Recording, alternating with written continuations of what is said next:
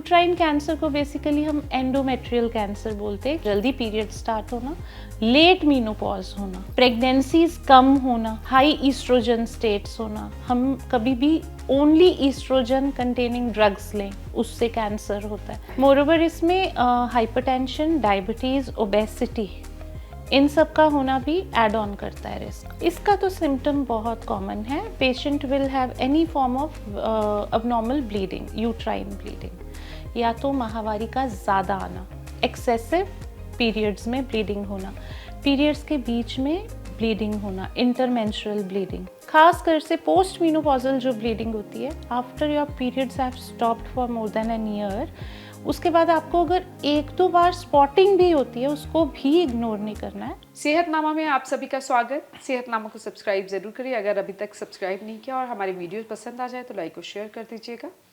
आज सेहतनामा में बात बच्चेदानी का कैंसर क्यों होता है, क्या सिम्टम्स होते हैं, इलाज क्या है, क्या बच सकते हैं इससे, इन सब पर विस्तार से बात डॉक्टर हरप्रीत कौर हमारे साथ है, स्त्री रोग विशेषज्ञ है यानी कि गायनेकोलॉजिस्ट है, उनसे बात करते हैं। Welcome ma'am. So doctor Harpreet, आज हमें आप बच्चेदानी की कैंसर के बारे में बताने वाली हैं। क्यों होता है, कैसे बच सकते हैं, और ट्रीटमेंट क्या हो जाता है, और कुछ प्रिवेंशन। सो होता क्यों है ये? मेनली ये क्यों होता है, नली पैरास्टेटो ज़्यादा और duration of menses in any female is more, like early मिनाकी मतलब जल्दी पीरियड स्टार्ट होना, लेट मीनोपॉज होना, प्रेगनेंसीज कम होना, pregnancies are good for the uterus, ठीक है, हाई ईस्ट्रोजन स्टेट्स होना, हम कभी भी ओनली ईस्ट्रोजन कंटेनिंग ड्रग्स लें उससे कैंसर होता है। तो कोई भी चीज़ बॉडी में ईस्ट्रोजन का लेवल बढ़ाती है उससे यूट्राइन, दैट इज बच्चेदानी के कैंसर का रिस्क बढ़ता है। Pregnancy is mainly a progesterone dominating condition जिसमें लेवल ऑफ प्रोजेस्टेरॉन बॉडी में ज़्यादा होता है। तो जितनी प्रेगनेंसीज होती हैं एक फीमेल की, उतना उसको यूट्राइन कैंसर से बचाव मिलता है। इसी तरह अगर हम ब्रेस्ट कैंसर के लिए टेमोक्सिफेन लेते हैं, उसका भी एक साइड इफ़ेक्ट होता है यूट्राइन कैंसर का होना। Basically hyper oestrogenaemia causes uterine cancer in females. अब यूट्राइन कैंसर को बेसिकली हम एंडोमेट्रियल कैंसर बोलते हैं क्योंकि बच्चेदानी की 3 लेयर्स होती है। Outer most parametrial serosal layer, inner most myometrium and middle वाली मायोमेट्रियम और इनर मोस्ट एंडोमेट्रियम। ये है यूट्रस, बच्चेदानी। हम बात कर रहे हैं एंडोमेट्रियल यूट्राइन कैंसर की, जो कि बच्चेदानी की सबसे अंदर वाली लेयर एंडोमेट्रियम की एबनॉर्मेलिटी के कारण होता है।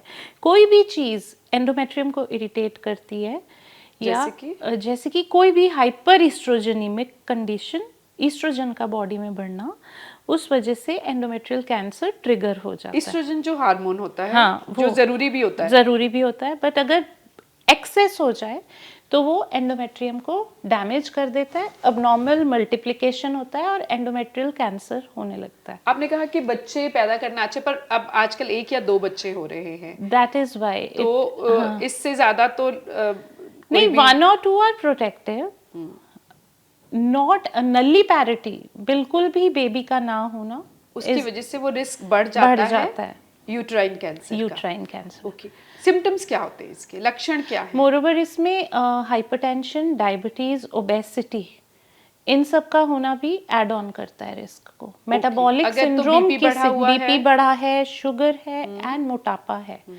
तो जो उस लेडी में रिस्क यूट्राइन कैंसर का मल्टीपल टाइम्स बढ़ जाता है। पता कैसे चलता है इसका? तो सिम्टम बहुत कॉमन है। Patient will have any form of abnormal bleeding, uterine bleeding, या तो माहवारी का ज़्यादा आना, एक्सेसिव पीरियड्स में ब्लीडिंग होना, पीरियड्स के बीच में ब्लीडिंग होना, इंटरमेंस्ट्रुअल ब्लीडिंग, या पोस्ट कॉइटल ब्लीडिंग, इंटरकोर्स के बाद ब्लीडिंग होना, पेट में नीचे के हिस्से में पेन होना, लगातार पेन रहना, लगातार, it could be of and on, और लगातार। जो मेन सिम्टम है that is abnormal vaginal bleeding.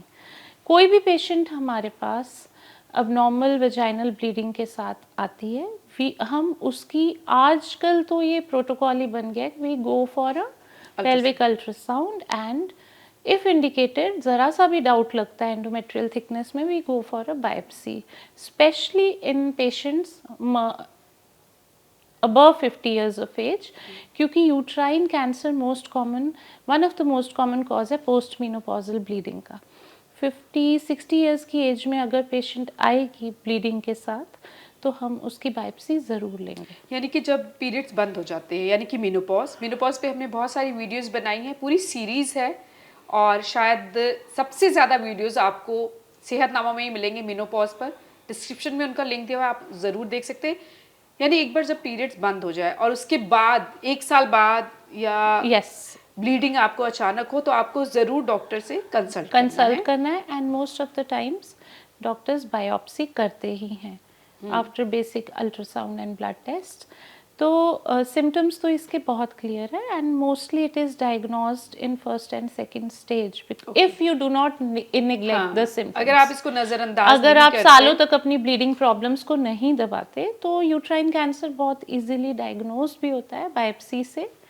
Endometrium का सैंपल लिया जाता है, हिस्टोपैथोलॉजी एग्जामिनेशन से पता लग जाता है किस टाइप का है और किस स्टेज हाइपरप्लेसिया है, तो उस तरह का ट्रीटमेंट हो जाता है. समटाइम्स मेडिकली भी मैनेज हो जाता है. ओके, मेडिसिन से भी ये ठीक हो सकता है. सिर्फ आपको अपने जो सिम्टम्स है उनको कभी डिले नहीं करना, इग्नोर नहीं करना है. And you don't have to make a delay yourself in reaching to a doctor. आपको लगता है किसी भी तरह की एबनॉर्मल ब्लीडिंग है, खास कर से पोस्ट मेनोपॉजल जो ब्लीडिंग होती है after your periods have stopped for more than an year, उसके बाद आपको अगर 1-2 बार स्पॉटिंग भी होती है उसको भी इग्नोर नहीं करना है.